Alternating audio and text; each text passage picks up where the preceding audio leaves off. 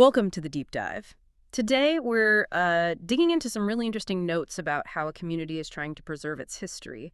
We're focusing on the Glendale Mariana Park community.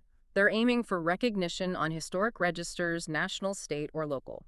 That's right. And our source material comes directly from their committee, the Glendale Historic Preservation and Wetlands Mitigation Committee. Hmm. Specifically, we have a notice here from Dan Scott, a resident and the committee secretary.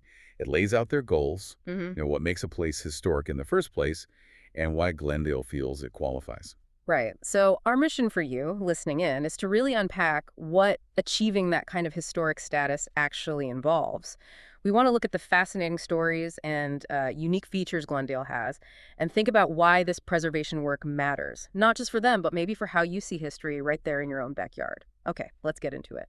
Let's start with the basics, maybe the groundwork. So this committee, it was formed under a specific Georgia law, OCGA, Section 269. Basically, that law gives communities the framework to, well, preserve their cultural resources. Cultural resources. So that means what exactly in this context? It's broad. The notes list historic places, buildings, structures, sites, objects, things, people, and streets.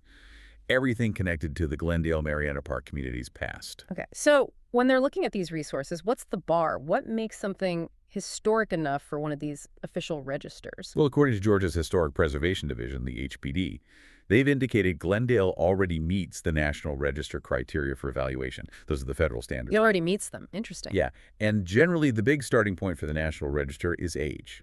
A place usually needs to be 50 years old or more. There are exceptions, but that's the rule of thumb. And for a whole district, like Glendale hopes to be, most of the properties inside it need to hit that 50-year mark.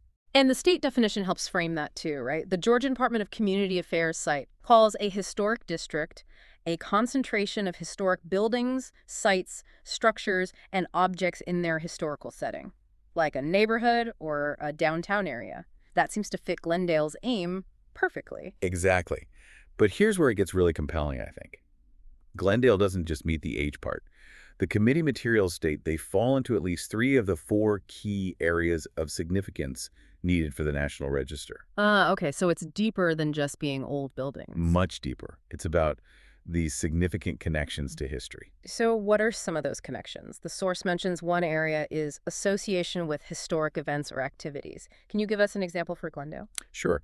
The notes point to Pendleton King Park and John Pendleton King himself. He was a really major figure in Georgia's history, involved in huge projects, the Georgia Railroad, the Augusta Canal, things like that. Wow. So it shows how a local park, a local space, can be directly tied into these much bigger historical developments. Okay, that makes sense. What about the second area? Association with important persons. The notes have a specific story from Glendale itself, right? They do, and it's quite remarkable. It mentions Marion Mal, your pal Cook. He was a radio announcer. Lived right there in the neighborhood at 1760 Cornell Drive. And during the Augusta riots in 1970, he played this, well, unique role. How so? He was the one who introduced the governor of Georgia and James Brown, the Godfather's soul, when they made a plea for peace over the radio. No kidding. James Brown. Yeah. And Cook apparently recalled that the rioters actually stopped and listened to James Brown. It was a powerful moment, originating in part from a resident of that house. That's incredible. Just an ordinary house on an ordinary street? Exactly. It really makes you think, how many everyday places hold these significant, maybe completely untold stories. Definitely makes you wonder about your own street. Okay, so that's 2 areas. What's the third one Glendale hits? Yeah. Distinctive design or physical characteristics. Yes, and this one is really quite unique to Glendale.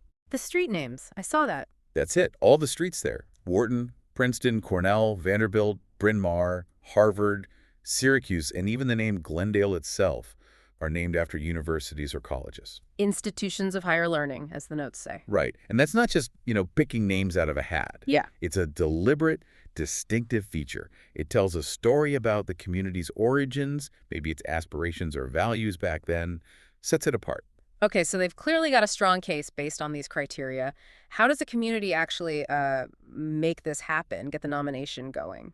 Where it really comes down to community buy-in. The notes say you need support from at least 50% of the residents or property owners. That's the threshold to even start the nomination process. 50%, okay. And there's that interesting detail about how they count the support, isn't there? Yes. the no response detail.